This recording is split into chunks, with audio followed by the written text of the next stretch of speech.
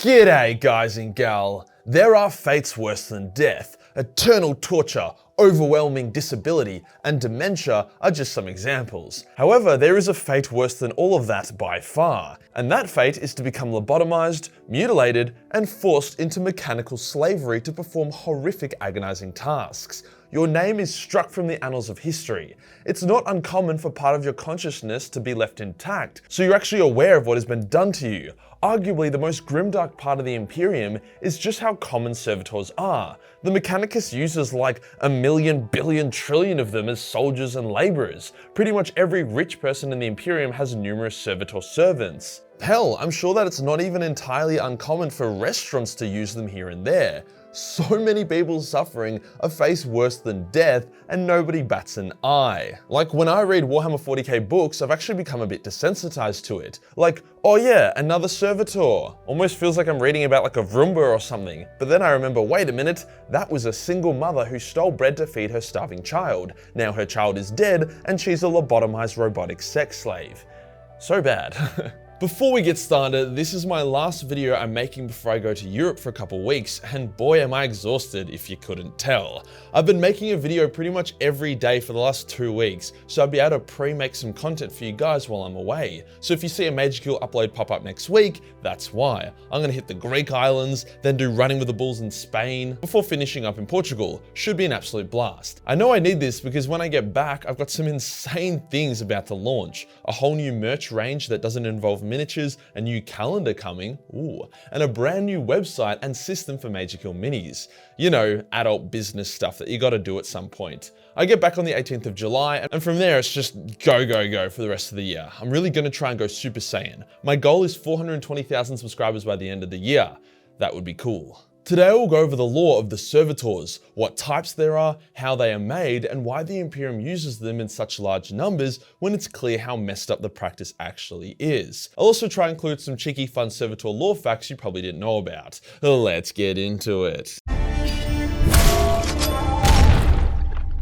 Before we get into the how, let's talk about the why. Why does humanity create servitors? After all, basic robots should be able to do everything the servitors do except better. I mean, look at the Mechanicus Castellan robots. They don't need obscene human right abuses to work. Well, there is actually a good reason why. Back when humanity was peaking a few thousand years ago, they used fully sentient AI as their servants. These AI were called the Men of Iron, and they were very impressive, powerful, and a massive asset to humanity. Until they fucking weren't. I guess humanity hadn't seen iRobot, The Matrix, or Terminator, as the Men of Iron rose up against their human masters and caused humanity's empire to shatter.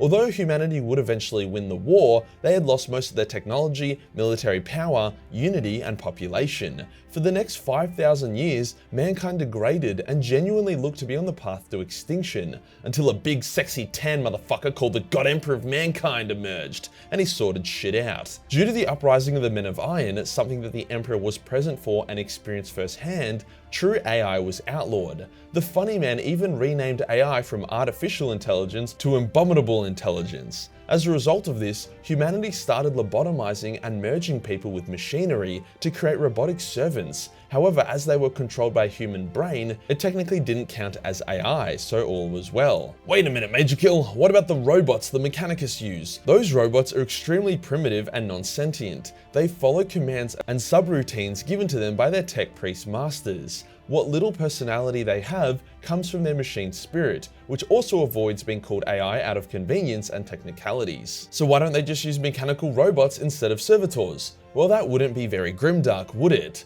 Also, Castellan robots are expensive to create and require a tech priest to command them, not practical on a large scale, so servitors were the perfect new robot slaves. Now we have the why, what about the how they're made? Well, a servitor isn't just one thing that has one method of creation and one purpose. You can have weapon servitors, cleaning servitors, cum-sock servitors. They never complain about shit and they have zero rights, so you can literally do anything you want to them. Ironically, the Mechanicus have a significantly more ethical approach to most of their servitors. They simply grow them in a vat, and when they're ready, they lobotomize them and attach the appropriate mechanical enhancements. This can be pretty random depending on what the Mechanicus needs. Servitors can range from receiving tank treads and metal support so they can carry around heavy shit, to a full-on Battlelord Sexmaster 9000 that can simultaneously purge the enemies of the Omnissiah in glorious combustible fashion, whilst also being able to satisfy the needs of an entire Sister of Battle convent in one session.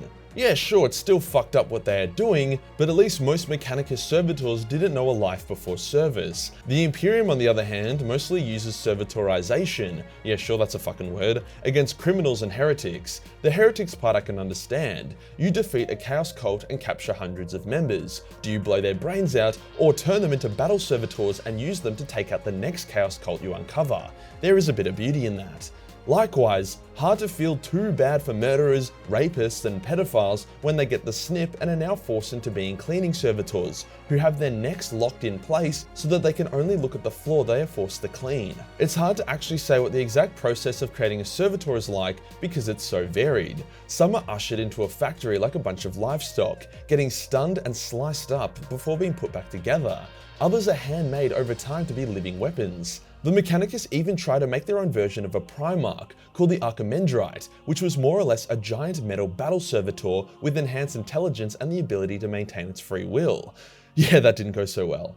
It's common practice for numerous Astarte chapters to turn failed aspirants into servitors. Often this is because a failed aspirant is too physically and mentally retarded after failing the process to become a space marine. Hence becoming a servitor would probably be an upgrade for their previous status. Some chapters do it even if the failed aspirant was still intact and healthy, so yeah, that sucks. Imagine that. It'd be like running a race, and if you come first, you get $1 billion and unrestricted access to Megan Fox's bleached asshole. But if you come second, you get railed by an age-stricken silverback gorilla every day for a year.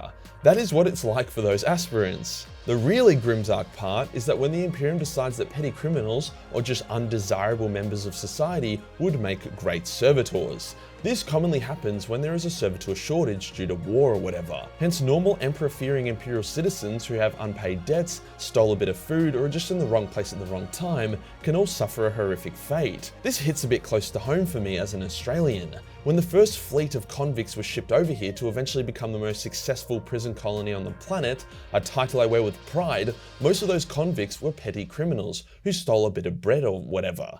Thank fuck for them they did it in the 1800s instead of the 41st millennium. In terms of how physically impressive a servitor can be, there is literally no limit. It's common for battle servitors to carry heavy bolters attached to their arms, or even the super deadly plasma cannons that no one else wants to carry. Take it a step further and you can have large mecha servitors that can cut a space marine in half without too much drama. I mean, did you know that hunter servitors used to exist? They were servitors the size of warships that patrolled the Sol system. Probably one of the coolest types of servitors is the Archoflagellants, basically a human-sized servitor that is enhanced beyond all belief, getting grafted reinforced muscles, extremely deadly electric whips for arms, and enough drugs and stimulants to make Charlie Sheen look like a lightweight. Archoflagellation is reserved for the real bad criminals. A, because they're hard to make, and B, even the Imperium is like, yeah, no, fuck, that would suck. In order to control these hectic berserkers, whenever there is no combat, their helmet plays nice Ecclesiarch-approved hymns and music, while showing them soothing iconography of the Emperor. This puts them in a dormant lullaby state. However, when it's killing time, the helmet is deactivated and they are shot up with a liter of go-go juice straight into their nervous system. At this, they are unleashed, wildly strong, fast and durable, only dying if they're blown to pieces or they overdose on all the drugs in their body. It's usually the latter. In order to avoid friendly fire, the helmet they wear doesn't mark friendlies as friendly, it simply hides them from the Archoflagellant's vision, so we can still run into them and kill them by accident, but these friendly casualties are considered just a part of the job description. While servitors are lobotomized, sometimes their consciousness and personalities can break through at times of extreme stress or if they are particularly strong-willed. Some sadistic tech priests even allow some servitors' consciousness to live on, witnessing their slavery and feeling its agony but powerless to stop it. Other servitors require more brain function and sentience to complete their tasks. For example, in the Ravenor trilogy, a pilot servitor starts dishing out some sass and even gets panicked during a time of extreme stress. Another example is during the War in the Webway, a combat servitor is mortally wounded by a demon. As it lays there dying, its last thoughts are of its children and how they cry died as she was pulled away from them to be turned into a servitor. It didn't suddenly become human as it was dying, it was still very much a servitor. However, just before its death, it had a flicker of memory before the light was snuffed out. There's even cases of servitors breaking through and fully regaining their independence and sentience. Depending how they were augmented, this could have resulted in them either becoming the main character from Cyberpunk or completely horrified about their mutilated body. The point I'm trying to make is that it's really hard to quantify what a servitor is exactly, as it could be so many things. However, the basic premise is the same, and that premise is that being a servitor sucks mammoth cock. Turns out I'm so zoinked I forgot to actually record my outro. I've literally never done that before. If you enjoyed the video and you want to support the channel, then Patreon is the place to be. Only $1 per month gives you access to a boatload of Battle Mace 40 million schmentai. Hit the subscribe button and hit the real subscribe button for more shit content. Join the Discord for more memes and I'll see you on the next one. Peace.